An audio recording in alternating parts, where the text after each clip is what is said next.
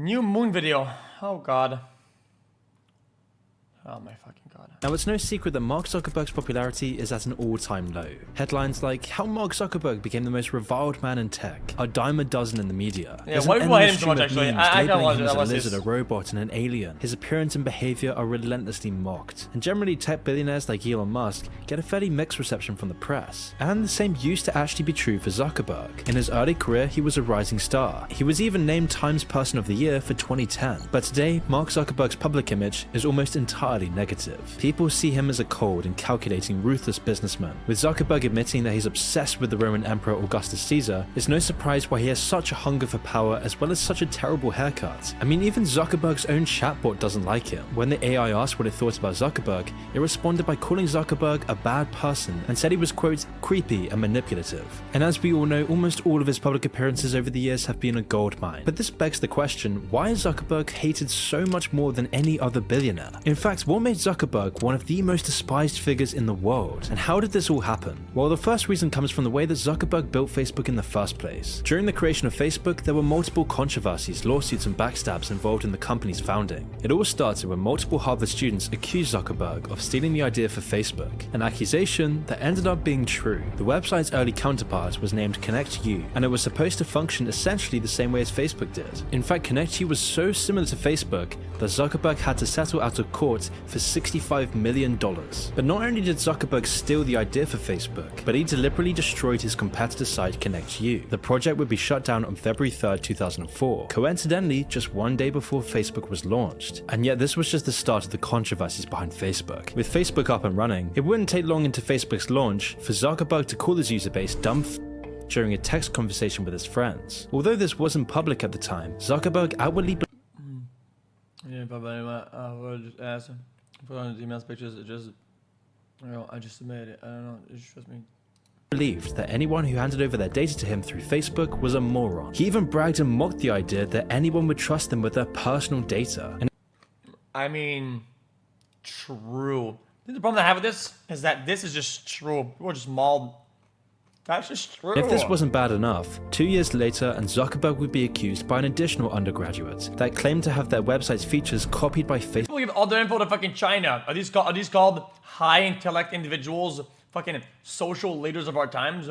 No, everybody's fucking Going by the same name, dude? FaceNet, this was an early competitor to Zuckerberg's creation developed by another Harvard student. They alleged that Facebook had copied their original features. After taking Zuckerberg to court, they were going to settle the case for an undisclosed amount. But despite these few missteps Zuckerberg was making, this really didn't stop Facebook from steamrolling the social media market. I mean, in just 4 years after its launch, Facebook now had 100 million users. And then in 2012, this number would increase tenfold. We can clearly see this meteoric rise through the amount of people searching for it online. And without a doubt, Zuckerberg was making a name for himself. He was the nerdy billionaire genius, becoming one of the richest people in the world in his 20s, becoming Times Person of the Year. And while he had his quirks, the world didn't really know or care very much about Zuckerberg. But it wasn't just that nobody was really paying attention back then. Mark just seemed like an altogether different person during his earlier days. He was more authentic and seemed much more alive than the cyborg we currently know him as. Even his speech patterns were different, and actually appeared surprisingly normal. In one of his earliest media appearances, this was all too plain to see. While Mark Zuckerberg was clearly nervous during the interview, his humanity still shines through. When we first launched, we were hoping for, maybe 400, 500 people. Harvard didn't have a Facebook, so that's the gap that we were trying to fill. And in the video comments, some people seem almost nostalgic for the old Zuck. One user captured the sentiment by claiming, "It's honestly heartbreaking. It makes me sad to see what Mark has become and how void he is of emotions. I remember watching this early interview and seeing how lively he was, but looking at him today, I just feel sad to see how much he changed." But it is going to bother you because you're human, and I was human. I am human, still. Which begs the question, how did Zuck go from this awkward computer nerd to the ruthless billionaire we know today? Well, this leads on to the second key reason for Zuckerberg's terrible public image. You see, as we've established, before 2010, no one really knew who Zuckerberg was. And if they did, they didn't know that much about him. But Mark Zuckerberg's reputation would forever change once the movie The Social Network was released. After this movie, Zuckerberg's reputation would only go down from here. The Social Network was a movie by David Fincher, the director behind great films like Fight Club, Seven, Gone Girl, and The Girl with the Dragon Tattoo. Why people who watch movies are so cringe? People who watch movies are cringe. I'm cringe as fuck. So at first it seemed like this movie would have done wonders for Zuckerberg's public reputation. However, even though the film was critically acclaimed, it didn't exactly Because why are people so mad at him for a movie? I don't get it. I don't get it. Why are people so mad at him for the movie? He portrays Zuckerberg in a very positive light, especially not to a global audience. Instead, the film portrays Zuckerberg creating his female student ranking website, backstabbing his friend and co-founder Eduardo, and generally acting like a robotic, ruthless monster throughout the movie's runtime. Zuckerberg himself even commented on the film, and didn't have any good things to say about it. In fact, he accused the social network of being overly fictitious and incredibly damaging to his reputation. And to be fair, the social network did have a very damning effect on Mark Zuckerberg's public reputation, because after this movie was released, people became unsure of the man behind this growing phenomena of Facebook, and things would only get so much worse from here. There you go. But before we continue with the video, I want to talk to you about today's sponsor, BlockerX. Now, tech addiction is one of Mark was adopting some I agree. I think a documentary would have been better. A documentary, or at least a small doc, or at least maybe a small one-season series or whatever, would have probably been by more better. Facebook's damage to society. You see, with Facebook growing in popularity, Mark was adopting some extremely questionable views concerning privacy. In 2010, before people really cared about being controlled by algorithms and having their data manipulated, Zuckerberg would claim, quote, "People have really gotten comfortable not only sharing more information and different kinds, but more openly and with more people," adding that privacy is no longer a social norm. But this isn't just Zuckerberg's opinion, it's also his rationalization for invading your privacy, and this is exactly what would land both Facebook and Zuckerberg in hot water. It all started back in 2009, when Facebook had taken the controversial decision to change 350 million users' privacy settings, all without any warning. And then just 1 year later, Facebook would double down and begin to share even more personal information and user data with third parties. This change would begin a long line of changes to privacy on the website, which unfortunately for Zuckerberg didn't go unnoticed. It wouldn't take long for Facebook's own users to start protesting these changes. Quote, "Mark, while Facebook has transformed our lives over the last few years, the only thing I would ask is not to constantly change your privacy policies and to give users complete control of their private information." These changes were already starting to reflect badly on Zuckerberg himself, and soon enough, increasing amounts of people were starting to blame Mark Zuckerberg personally for the controversial privacy changes Facebook was making. But what was the goal behind all of this? Well, for starters, these changes were definitely helping Zuckerberg's bottom line. In fact, this is the reason Zuckerberg is a billionaire in the first place. The more information about you that Facebook can freely distribute, the more they can give to advertisers. But it also goes way past that. Every like, every status, every scroll, all your history, all your internet data feeds into the shadowy algorithms behind your internet addiction. An addiction that was pioneered by Zuck himself. In fact, Mark Zuckerberg is the key architect behind our society's social media addiction. Back in the early 2010s, no one had any idea what was coming for them, but People see terms of service, they slammed all the way down, they click accept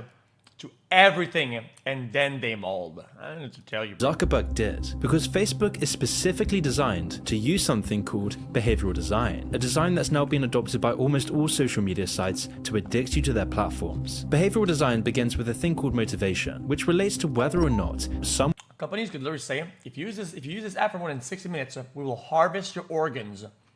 And then I'm telling you, only like 3 people would say no. Someone would want to open the app in the first place. As people are social animals, we often take an interest in what our friends and family are up to. And by hijacking this basic human desire, Facebook steps in as a convenient That's not legal. That's the whole point of the joke. How do you not get this? middleman, giving us access to our loved ones at our fingertips. And once you open up Facebook, you're immediately prompted onto the next part of the behavioral design process, the action stage. This can be anything from leaving a comment, posting a status, or simply pushing a like button. But the key is for the action to be as straightforward as possible. The harder things are, the easier it is for users to break the attention loop. The final part of the process is the recursive element found in behavioral design. This is called the trigger, and it's what gets you to open the app over and over again. It's the most addictive part of all of this. This can be done through things like noise notifications, a phone vibration, or a ping on your computer. But whatever it is, all the trigger needs to do is remind you to open the app, and motivation will do the rest. By doing this, Facebook makes you have a habit of opening up the app every single day, which is why social media has become so incredibly addictive for everyone. And Facebook was at the forefront of this design. The benefit of this loop for Zuckerberg is that every time a user falls into the system, they give Facebook more and more data. And as we've established, any kind of user data equates to more money going in Facebook's pockets. And in a way, this is kind of a genius business move. It's allowed Zuckerberg to create a monopoly on social media. And by the time people caught on to how Facebook became so successful, it was already too late. And so while Facebook collects as much data as it can on the populace, Zuckerberg works his hardest to safeguard his own privacy, living in a secluded 750-acre mega mansion in Hawaii, secured by a 6 feet surrounding wall, not to mention all his other extremely guarded mega mansions across the world. And when Zuckerberg does go online, his webcam is covered with masking tape. So it's surprising that someone so obsessed with privacy wouldn't respect everyone else's. And as we've established, Facebook knows every It's just more the risk, I think, I felt. site, every event, every vehicle you use, because Facebook is attached to so many other sites. It knows your browsing history even when you're not using Facebook. And this data isn't just being used to harvest more money out of you. Zuckerberg has also been caught doing all sorts of illicit things with it. And this first became apparent during 2012, when Zuckerberg conducted covert psychological operations on almost 700,000 unwitting Facebook users. The social experiment involved hiding certain emotional words from different users' news feeds and viewing what effect those actions had on people. Wait, Participants what? would then be examined afterwards on whether they would react differently to their likes and statuses. Sheryl Sandberg, a top Facebook executive, will later apologize for this, saying that this research was poorly communicated, but only after Facebook was being investigated by the UK government for breaking the law. And it was these sorts of controversies that would catch up to Are they allowed to do that or not? Because that's kind of interesting. That's kind of interesting, actually. Zuckerberg and his reputation, because 2012 marked the year that Zuckerberg would undergo the transformation from the socially awkward computer nerd to the hollowed out corporate facade we see today, which leads us on to the next key reason for the public losing all trust in Zuckerberg, and that came from his public appearances. Now, as we mentioned, Zuckerberg's early appearances in the media were generally met with positive reception. He just seemed like a normal guy with nerdy tendencies, but as Facebook was making billions every year, the controversies behind Facebook were catching up to Zuckerberg, especially in regards to the data manipulation. Bro, what is this? It does stream as weird as Twitch staff are in journalist chat accepting 50,000 in crypto from him. Must be hard to clear. So whether the regulate.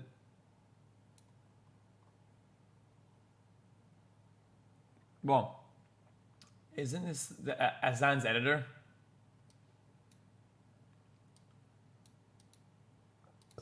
Zuckerberg was implementing. The concerns about this weren't as big as they are today, Bozo but the questions clown. were starting to be raised. And so, when questioned about this, even gently, Zuckerberg would quickly crumble, as evidenced by one infamous interview, when Mark is asked a soft question about Facebook's record on privacy, and in response, Zuckerberg gave this long-winded answer about the origins of the company, all while sweating profusely. Come back. What we wanted to do and what we wanted to This is the classic.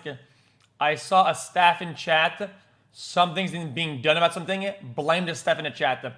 It's one of the oldest, dumbest, most low IQ, ignorant thing you could probably think about. It's the stupidest conclusion anybody has. Companies have teams. Companies have divisions. The same for Blizzard. The same for fucking Facebook. It's the same for Twitch.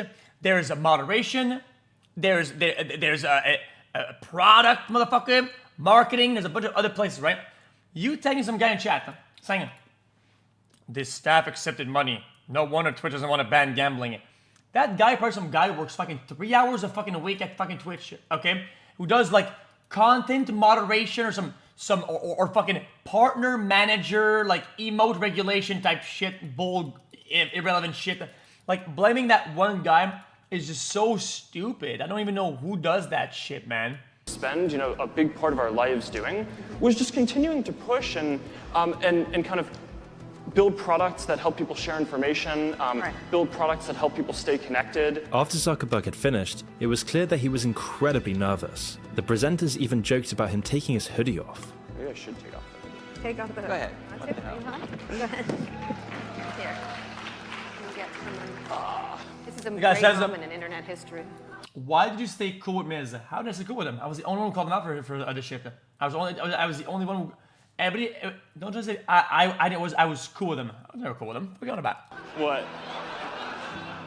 But Zuckerberg was nervous for a reason, as this was one of the first interviews that would completely crush his reputation. The comments on the video demonstrate this, as one user said, "He's so nervous, he starts sweating immediately when they start talking about privacy. This man is hiding a lot of things." And this phenomenon would only continue in other public appearances by Zuckerberg. In another flub, Zuckerberg once said that he was human, then corrected himself twice, reassuring the audience that he is. Guys, I knew like 2.5 months in advance. Okay? The sponsor was before. Our place was before. Why are you guys looking for people to blame? Like, I showed this week, like 6 months in a row. I was right on every count. I haven't been wrong a single time, and you're still doubting me. You're still doubting who I am and my intentions when I haven't been wrong the entire way through. What do you want from me, dude? What do you want from me? Indeed a human. But it is gonna bother you because you're human, and I was human. I am human still. But I was just referring to myself in the past. Not that I was not human. This was yet another thing for people to pounce on, and the comments aren't any more kind to Zuckerberg than usual, with people painting out the obvious jokes that come from this. I don't know many humans who would make a small mistake like that, and then so desperately feel the need to reassure their audience twice over that it was just a mistake. More and more comments would just pile in against Zuckerberg. I can't possibly imagine a man seemingly obsessed with knowing every detail of everyone's life on Earth being creepy or manipulative. But it wasn't just the public who now began to dislike Zuckerberg. In fact, this sentiment was coming all the way down from the top. From 2017 onwards, numerous interviews with Facebook insiders would come out, each driving home the same point. Facebook was purposely designed to be as addictive as possible. And the first notion of this was a notorious interview with the former president of Facebook, Sean Parker. Being one of the This is a very cringe thing a lot of people say in tech and in social media platforms. Things are made as addictive as possible. You make the best possible product. If the product needs to be addictive, that's a better product. Because if people use your product, that means your product is better. That's it. That's it. Make your fucking app crack cocaine. What about it? That's what makes your app good. People use it. What is the app made to be? Used. This makes people use it. How is this bad? What the fuck are you talking about? President of Facebook, Sean Parker. Stop getting mad at how the world works. It's fucking cringe. Dude, if I make a fucking product and sell food, I want people to eat food. I don't give a fuck if they're getting fat. They're eating my food. I sell food, not a fucking health regime for people that get a diet. I sell food, bitch. Like, what are you on about? Being one of the co-founders of Facebook, he claimed that Facebook's intention from the start was my job is to make food and serve food when people want it. Steak. Somebody wants my food. Not my problem, bitch. I sell food, bitch. To quote, you have a problem? Send the fucking police. You understand how that shit works? Bro, when will people understand it? Dude, listen, I have to show this, okay? But the government, the government above you is ass dog shit. Blame the system, not the place in the system. If the government wanted to fix shit and put regulations, they could. If the government wanted to fix frameworks to make them better, they could. They fucking don't, okay? Because your system is shit, okay?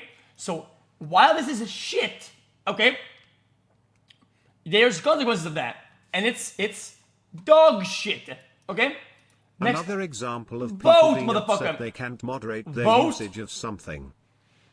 Vote, bitch ass. Vote, man. This guy makes or everything get rich and change shit. Literal It's a social validation feedback loop. I mean, it's exactly the kind of thing that a hacker like myself would come up with because you're exploiting a vulnerability in human psychology.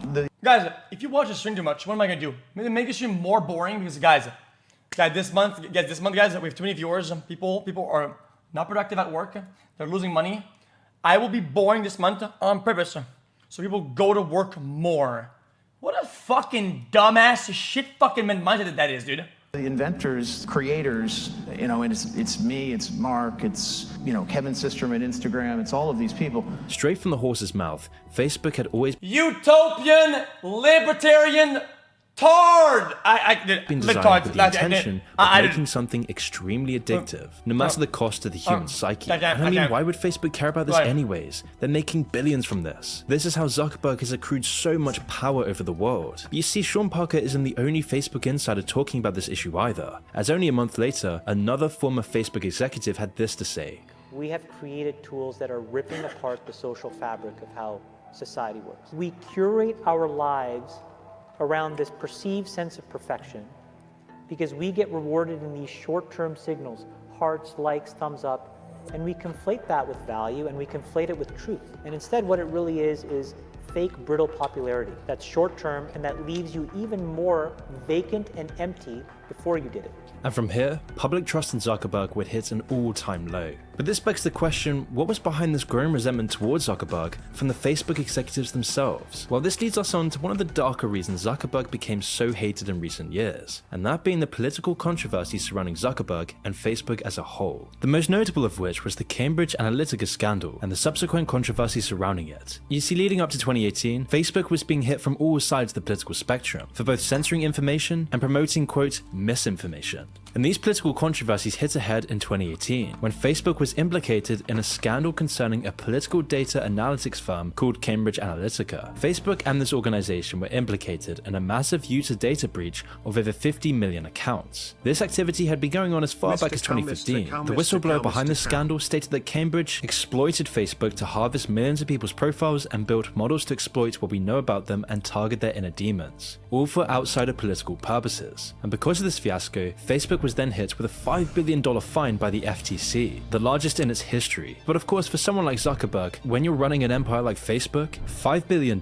is just pocket change. But this was only the start, as 2018 was also the same year that Zuckerberg attended his infamous Congress hearing. Unsurprisingly, the congressional hearing was concerning the blatant misuse and Okay, Congress hearings are a literal joke. They are an absolute farce for the public to laugh at. It's just farms memes. There's nothing this shit achieves us in that. was concerning the blatant misuse and possibly illicit All they have to do is show up, okay, and answer questions. And people that ask the questions don't know what the fuck they're talking about. gathering of Facebook's user information. Overall, the Senate hearing was a complete sham, as the senators' inability to grasp basic concepts meant that nearly all the questions they asked weren't relevant or particularly pressing. So, how do you sustain a business model in which users don't pay for your service? Senator, we run ads. But one of the standout moments from the hearing was when Zuckerberg was asked if he was comfortable revealing the name of the hotel he stayed at. Zuckerberg declined, and funnily enough stated that he thinks, Yes, Senator, I think everyone should have control over how their information is used. it should be obvious by now that these were only hollow words, and it was becoming clear to everyone that Zuckerberg was a hollowed out corporate shell of a human being. People all across the internet were laughing at Zuckerberg, and the hatred was growing. Quote, as one comment stated, I love how the senator wipes the floor with Zuckerberg and his goons, and wipes the smile off their faces. For a hearing that didn't really lead anywhere, this question was a rare moment of catharsis. But of course, the reaction to the scandal after the Senate hearing, there was outrage. Hashtag delete Facebook quickly surfaced as the top trending hashtag on Twitter. And what Zuckerberg's quote that I read recently, that what's good for the world is not necessarily good for Facebook. I'm like, that's it, shut it down. He said that? Yep. Wow, it's over, dog. burn it to the ground. Yeah, that's pull out, pull out, pull out. The WhatsApp founder who sold his company to Facebook even joined the call. One former Facebook employee even claimed that Facebook turned a blind eye to political manipulation by foreign governments, with Sophie Zhang giving US law enforcement documents revealing potential criminal violations surrounding the company's actions. And given the fact that Sophie is willing to testify about this to Congress, in all likelihood she's probably right. In fact, Facebook actively works in conjunction with multinationals, governments, and intelligence agencies to censor information. They control what people see, all while promoting whatever the powers above Facebook deem acceptable. Just recently, Zuckerberg works with the FBI to censor all information on the Hunter Biden laptop story before the 2020 election. This is all because free speech doesn't exist for those in power. Even though the point of free speech is to secure the rights of the unpopular, being the only thing that allows contrary opinions to exist, this no longer matters. With Facebook's growth, this free speech sentiment has been thrown in the toilet. In just the last few years, we see more and more supposed thought criminals being wiped from. I think it's kind of ironic though. I hate to say it, okay? That the only people TikTok that use Facebook are is complaining decent at warning users about certain things mums. being positive misinformation and adding little labels at the bottom. Compared to all other TikTok of all things looks sane compared to some of these motherfuckers. And I hate saying it because I hate TikTok. What am I telling social you? media, whose businesses and livelihoods are stripped away from They them were for ahead of- asking they the were ahead wrong of the- things, What? for saying the wrong things. In fact, it's for this reason The that labels? so many journalists and commentators are They've no had it longer forever, able to no? question big pharma, big tech, and government actions. That's why there's no know more what? Edward Snowdens. That's why more often than Who do not, I know? the powerful are no longer held I only accountable. watch This TikTok. big tech censorship, pioneered by Mark Zuckerberg, doesn't just destroy expression, it destroys thinking and innovation. Let us, Censorship censorship leads to self-censorship, and in these last few years, the public has caught on to this, with yet another former Facebook executive coming out against Mark Zuckerberg, as he brought into question the huge amount of power over the world that Zuckerberg has. With former Facebook founder Chris... What if Facebook was manipulating your impressions and your feed, and it's why you're single? It's why you're single. What if the DMs you were sending, they weren't getting them, and they're getting delayed or bugged or whatever, right? And they didn't reply because they never saw it. Hughes calling out Mark Zuckerberg specifically when he said, "But I'm angry that his focus on growth has led him to sacrifice security and civility for clicks. Mark's power is unprecedented and un-American." Hughes also went on to describe how the only way to regulate Facebook would be to have some sort of competition. But regrettably, Facebook... So I didn't hear what he said right there. What did he say? He said what? How the only way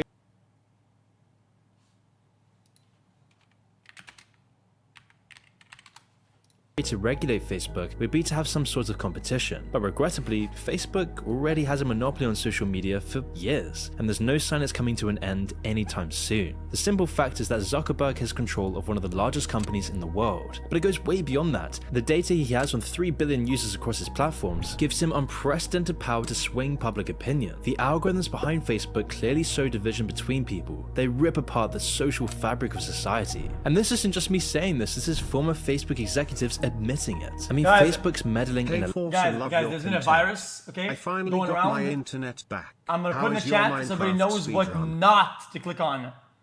Do not use the link I'm gonna show you. It's very bad. It's, guys, it could break your computer. Do Elections not is becoming all too apparent. This is being seen across the world, and because Zuckerberg now clearly has the power to swing elections and mold society in his image, people aren't all too happy at the fact. And as a result of this growing negative perception of Zuckerberg, he's now doubling down on trying to seem more likable and normal. But when he's so clearly uncomfortable with it, it just comes off as creepy and inauthentic. People see past his veneer and what they find are scandal after scandal, all of which betray deep character flaws. And looking into the future, things are only going to get worse. Because one of the most recent moves by Zuckerberg has been the most concerning of all, and that being the development of the metaverse. Not content with influencing society through social media, Zuckerberg... I think at this point, I don't think people care that much about Mark Zuckerberg, and people's opinion kind of went to flat. Even the metaverse, we just kind of laughed it off a little bit. Trying to establish his own universe. Recent press releases on the metaverse have been mocked for looking awful, especially with his creepy dead-eyed avatar. It was later replaced with a more boyish-looking avatar, but the damage had already been done. But despite the negative reactions, the metaverse is the next step in his plan and will be Facebook's main focus for many years to come, where you will live inside a universe entirely controlled by Zuckerberg. Where you shop, where you work, where you socialize, and where you find love will all be within his universe. And right now this is happening. Facebook's already partnering up with massive brands like Ray-Ban, all to make the metaverse look trendy. And Facebook insiders are worried about this. In fact, another whistleblower in 2021 leaked documents showing that Facebook was aware of the damage that its platform was causing, but didn't see a point in solving or even acknowledging it. And when asked about the metaverse, she had this to say: Facebook should have a transparency plan for the metaverse before they start building all this stuff. Because they can hide behind a wall, they keep making unforced errors. They keep making things that prioritize their own profits before safety. But as it stands, there is no plan in place. Instead, that's so vague. I feel like anybody could say that about anything. Like, you don't have to be an insider to fucking say shit like that. I feel like it's... Instead, the metaverse will be an extension of Facebook. I mean, we already spend about 6 to 7 hours a day on our phones already, and because of this, we give Facebook tons of data, even if we don't use Facebook itself. But once Zuckerberg's metaverse plan comes to fruition, the amount of data they will access will be nearly infinite. The psychological frameworks to addict you to their platforms will become ever more strong. They will have the resources of 3 billion people under their thumbs, and they will use this against you. They'll check your emotions, your eye movements, your... Yo, Twitch, can we have a setting to turn off all, randomize every user's color names and remove all badges for like certain hours or whatever? I want to see what chat would be like if I removed every parameters in chat that makes people unique. Works, your thoughts, your speech. But the growing resentment towards Zuckerberg and Facebook may be the only thing that stops this from happening. As one comment describes, it's about an attempt to own the internet, forcing users to use one platform that tracks and sells your personal data every second you use it. Just like Facebook, it's also an attempt to drop you into a world that bombards you with ads, monetization of everything, and isolates people totally from the real world. Nothing about the metaverse makes me want to support it. The controversies, the backstabs, the gross misuse of data, the censorship, the addiction, disconnection, the sheer unlikability. These are the reasons that Zuckerberg is so hated. He has power the likes we've never seen before. No one voted for Mark Zuckerberg, he's a megalomaniac worth over $70 billion. And whilst he's one of the most unpopular people on the planet, he could soon be the one in control of our new reality. And right now, there's nothing to stop him, with governments around the world in fact actually relying on Zuckerberg and all the other big tech giants. The only thing Then make a better product. left to stop him is the users of Facebook. And so that raises the question, what's Zuckerberg gonna do next? But you want to beat a product? Be a competitor and beat it. Beat it. Beat it. Beat the fucking thing, man. But first, beat your meat. Okay. Let's see if I want to play a little bit of COD.